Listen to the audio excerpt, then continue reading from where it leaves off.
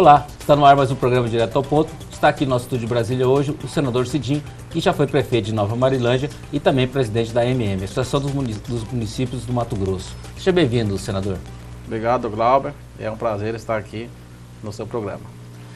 Senador, como é que está assumindo a vaga aí de um senador, no caso, com o peso do Blairo Maggi? Está sendo fácil assumir todos os compromissos dele? Como é que você tem sentido?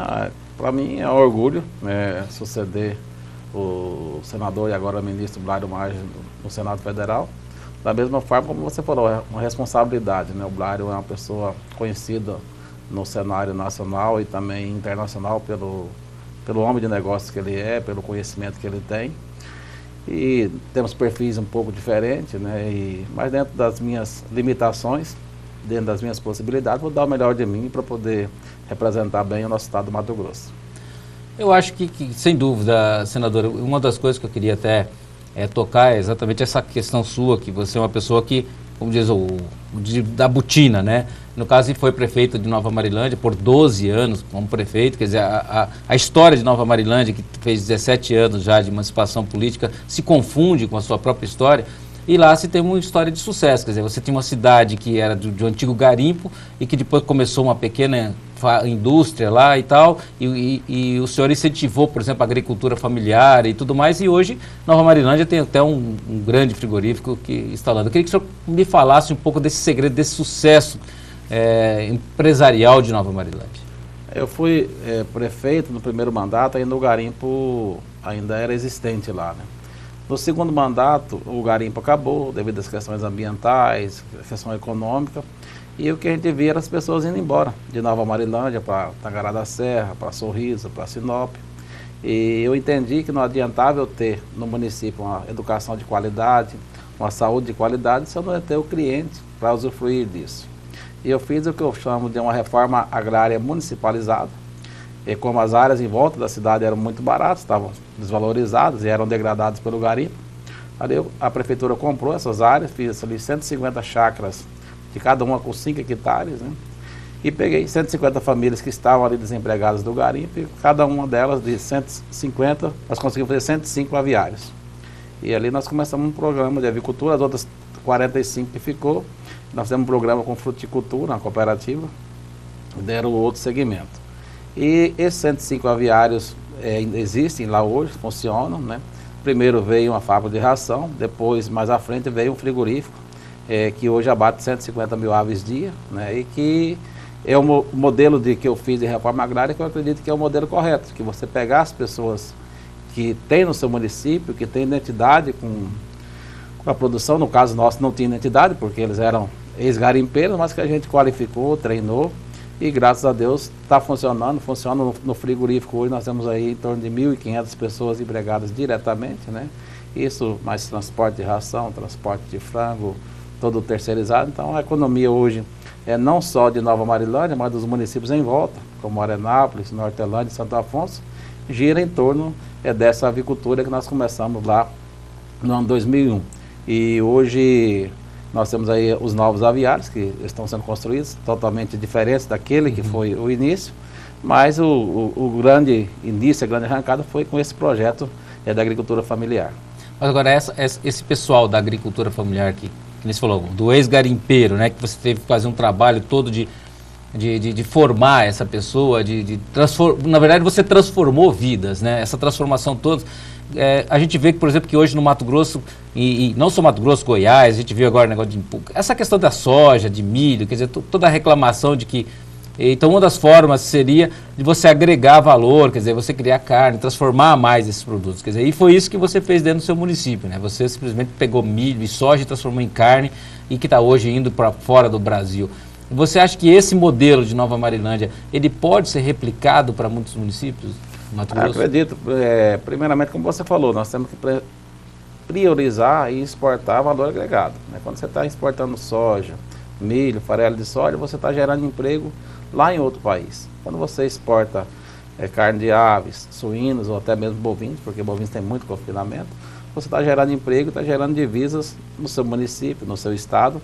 E dentro desse modelo da integração, que é o sistema que começou na região sul do Brasil, E é um modelo que eu sempre defendo para os assentamentos, porque não adianta você criar um assentamento, você colocar a pessoa lá, se você não der condições a ela de ter uma empresa que faça a corrente da cadeia produtiva, uma empresa âncora. Se você vai trabalhar com leite, você tem que ter um laticínio que vai garantir a compra daquela produção. Se você vai trabalhar com fruticultura, você tem que ter uma indústria de polpas que vai garantir. Se você vai trabalhar com aves, você tem que ter um parceiro, no caso como temos lá, que fornece a ração, fornece o pintinho, fornece o medicamento, que é o sistema de integração.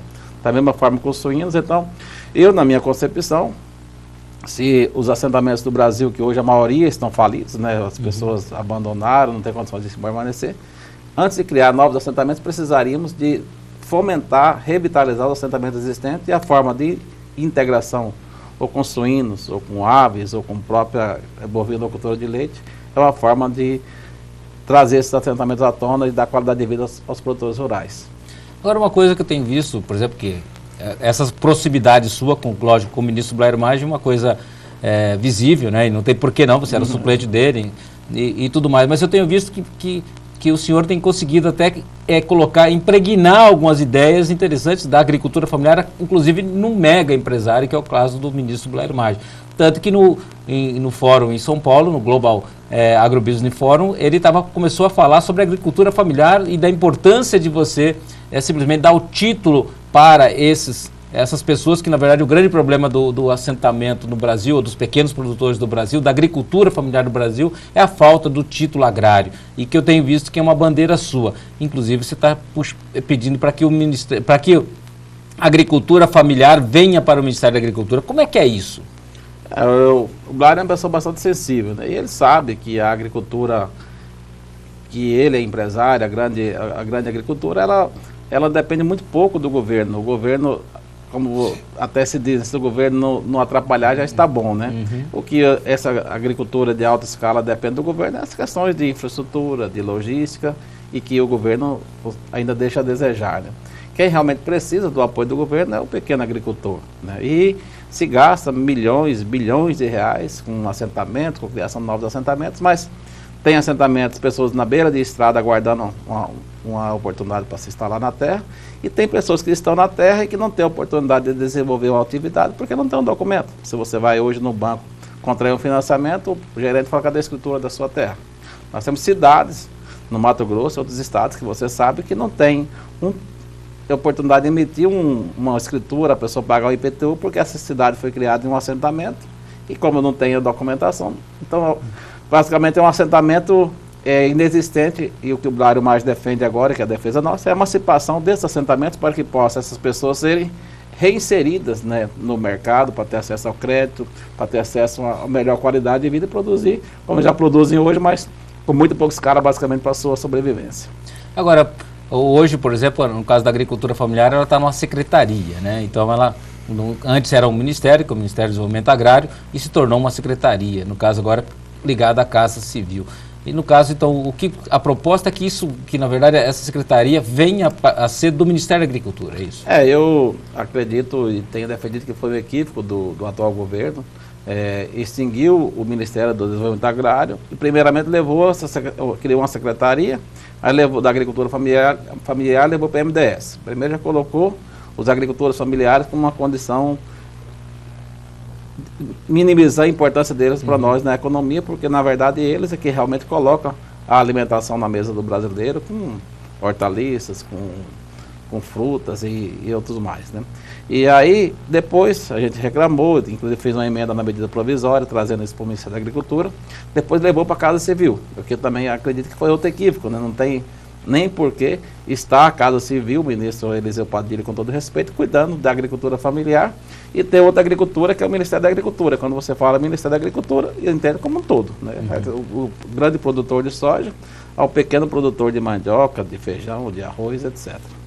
E eu estou com a expectativa de que na tramitação da medida provisória no Congresso, essa minha emenda possa ser aprovada e voltar a agricultura familiar para o Ministério da Agricultura. Mas o principal, o Ministério, por exemplo, da Agricultura quer, o ministro, por exemplo, Blairo Maggi também está empolgado em assumir que também ali você vai assumir um fardo pesado, né? Ele entende que é importante estar lá, e tanto ele entende que quando ele está falando em emancipar assentamento, porque ele está... O emancipar seria dar o título para aquela pessoa, seria transformar essa pessoa numa pessoa que possa legalmente fazer o investimento, ter o investimento. Ter a escritura da sua terra, para chegar no banco, ter acesso a crédito, chegar numa empresa que fornece insumos, ele ter acesso ao recurso, entendeu? Então essa é a ideia do... da dignidade, né? Da dignidade, que tem assentamentos, tem 10 anos que as pessoas estão lá, e ele vai hoje no banco ter um acesso ao crédito, ele tem aquele R$22 mil, que é o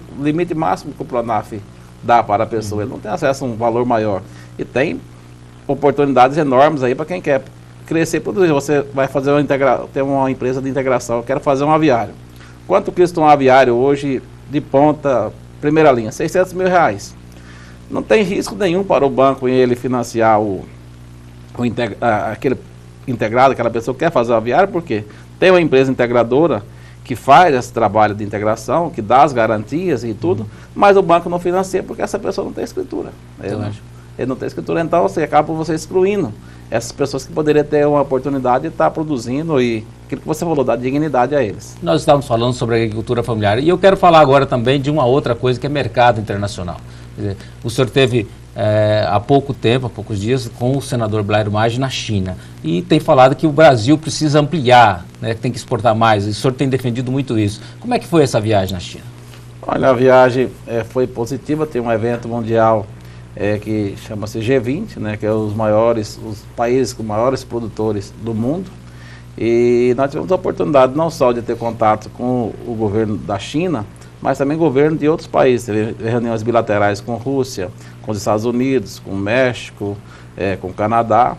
E mais especificamente no mercado chinês, e nós tivemos 2 reuniões, uma com o ministro da Agricultura e outra com o ministro que chama de AXIC, que é relativa ao fosse o ministro da Sanidade lá do país, né? E assim, eles veio no Brasil com muito bons olhos, né, na questão da qualidade dos nossos produtos. E o que estava faltando, o que está faltando ainda é realmente uma maior aproximação, um maior intercâmbio. E essa visita do Blairo, o Blairo assim, foi muito humilde em ter colocado ao governo chinês que o Brasil passa por uma crise, passa por dificuldades e que a China, como um parceiro do Brasil, seria importante que nesse momento desse uma prioridade para o Brasil nas questões de receber mais volume de produtos produzidos aqui. Isso foi importante. Da prioridade, ou seja, para a produção brasileira. Produção brasileira, porque todo mundo quer vender para a China. Lá está todo mundo querendo vender para a China. O que existe, na verdade, deficiência do Brasil, quando você tem lá nos Estados Unidos, tem 50, 60 escritórios adidos americanos na China, vendendo os produtos americanos. No Brasil tem 1 ou 2. Então, sim, é muito pouco. O que precisa realmente fazer um intercâmbio maior, fazer um trabalho melhor lá na China, e isso o ministro Blairo se comprometeu a fazer, está fazendo, né? E nós temos lá algumas plantas que, para serem habilitadas, plantas ainda de 2012, que foram feitas a aprovação, que estavam lá paradas e que imediatamente eles já se comprometeram em estar habilitando essas plantas, e novas plantas de frigoríficos de aves, de bovinos, de suínos, que vão vir uma missão aqui em outubro, para poder visitar essas plantas e estarem habilitando para aumentar os nossos volumes de exportação para aquele país. Porque para exportar para a China milho e soja, aquilo que nós vamos falar agora há pouco, não interessa, não está gerando emprego lá. Nós temos que exportar o valor agregado, que é as nossas proteínas, e agora o pessoal do lácteos também querendo exportar leite para a China, seria altamente positivo. Quer dizer, de uma certa forma a gente nunca vai conseguir exportar só carne para os outros países, mas quanto mais a gente conseguir, né, acho que é importante. Né? Quanto mais conseguir é importante, e principalmente assim, a necessidade é você ter um selo dos produtos brasileiros, né, porque vai chegar um momento que todo mundo, como eu falei, vende para a China, mas nós temos um diferencial. Fala, olha, o produto do Brasil é um produto melhor, um produto mais saboroso, um produto com mais qualidade, então... Mais sustentável, mais né? sustentável, aquilo que o próprio ministro falou no evento de segunda-feira do Global lá, Business, que nós temos uma produção com uma sustentabilidade, que a nossa produção se faz em 8% da área do Brasil, porque ninguém tem isso, né, de você ter 13% de área indígena, mais outra quantidade de reservas ambientais. Então, mostrar ao mundo essa sustentabilidade da produção do Brasil. E o presidente Michel Temer confirmou que ele, estando presidente, após esse impeachment, em 2 de setembro, ele vai à China com a comitiva de empresários e realmente fazer aquilo que o ministro Blairo fez inicialmente, que é solicitar, pedir uma maior interação com o governo chinês para a colocação de mais produtos nossos da China. Senador, o senhor disse, por exemplo, que no caso o governo atual, né, no caso do Michel Temer, ele está reestruturando a economia, e o senhor acredita, o senhor tem visto realmente melhoras na economia brasileira?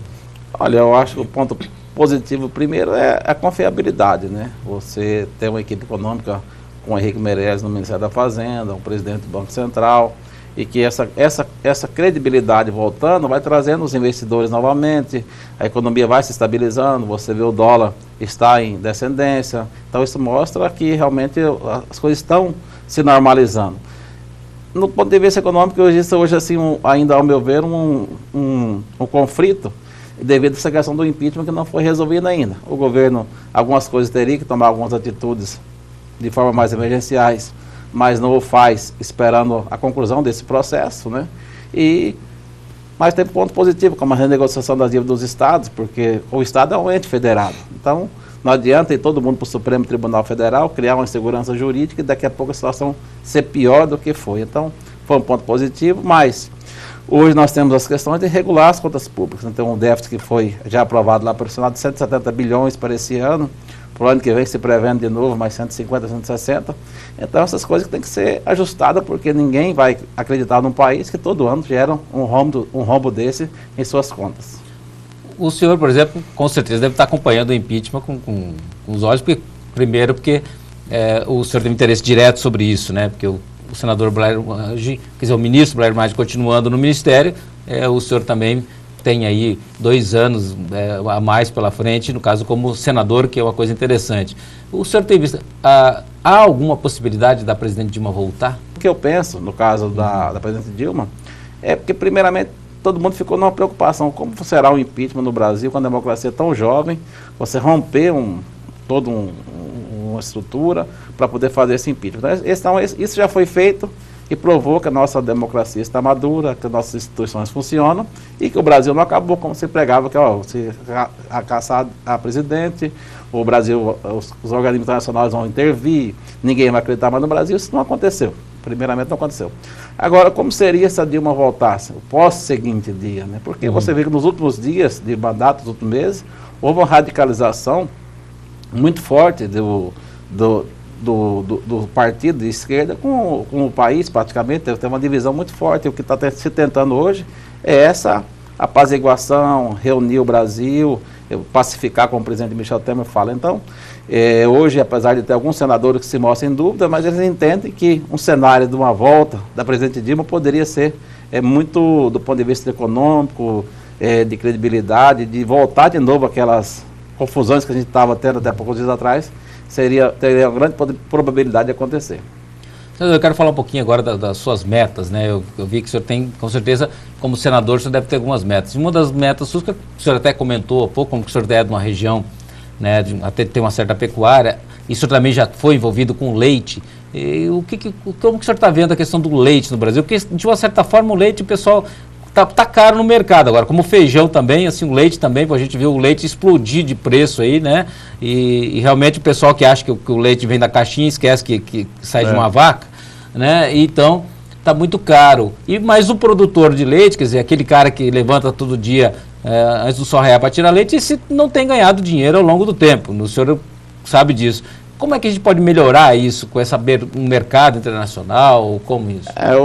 O pessoal do Lactos me procurou, já fui empresário do setor, como você falou, é um segmento difícil, né? Para o produtor, para o produtor acha que o empresário está ganhando muito, o empresário acha que o produtor está ganhando muito, e na verdade é que, no fundo, quase ninguém está ganhando nada, porque se você pegar, mesmo que estando caro, 1 litro de leite é mais barato do que uma garrafa de cerveja, ou até uma latinha de cerveja, né?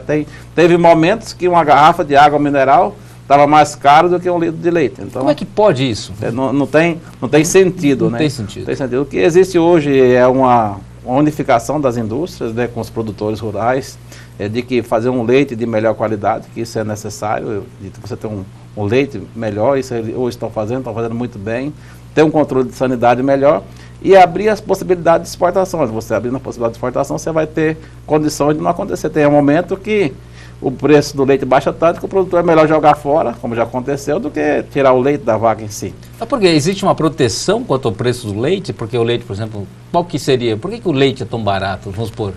Porque o que nós produzimos é suficiente para atender a nossa demanda. Primeiro, teria que aumentar... Sobra leite. Sobra leite, aumentar o consumo. Segundo, o leite tem épocas do ano, que é época da chuva, que produz muito leite. Quando é época da seca, diminui substancialmente. Então, nesse tempo, o leite da chuva baixa o preço, no tempo da seca, o leite aumenta o preço. Então, teria que ter uma estabilização, uma tecnificação... Uma política também, né? Uma política. E o que eles estão trabalhando em cima disso. Não só para produzir o leite, mas como dar outros valores agregados, como o iogurte, o leite, o HT, e fazer a exportação. Você fazendo a exportação, você vai ter condições de exportar com valor melhor e depois remunerar melhor o produtor de leite. Agora, no mercado internacional, a gente vê que o leite vai ser uma das coisas muito demandadas no futuro. O Brasil, né, com essas conversas, ele está se organizando para poder atender esse mercado, para poder ocupar um espaço? Estão se organizando. Hoje tem um grupo que se chama G100, que são as 100 maiores empresas produtoras, processadoras de leite do Brasil, que estão preocupados com sanidade, com qualidade, organização da cadeia como um todo, para poder estarem incluídos nesse novo momento, como você disse, de que o Brasil possa ser um grande exportador de leite no futuro. Senador, infelizmente nosso tempo acabou, a gente tem um monte de assuntos que poderia falar. O senhor com certeza vai estar novamente aqui em breve no nosso programa. Muito obrigado pela sua presença aqui no Direto ao Ponto. Obrigado, eu que agradeço a oportunidade e estamos à disposição para voltar quando chamado. Tá certo. Tá aí, concluímos mais uma entrevista especial para você. Você pode rever esta e outras entrevistas através do nosso site do Canal Rural. Eu aguardo você todo domingo aqui neste canal.